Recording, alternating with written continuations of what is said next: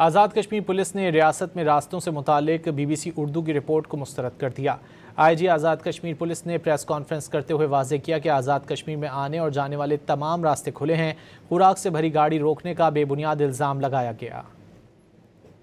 BBC, which has published a misleading article based on information and allegations without taking into consideration true and credible facts, while mentioning that AJK police stopped vehicles carrying food items.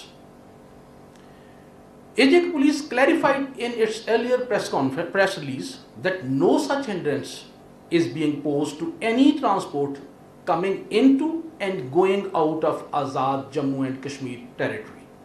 Therefore, it is clarified once again that the article by BBC Urdu was merely a baseless allegation in order to mislead people on the issue under its vested interest.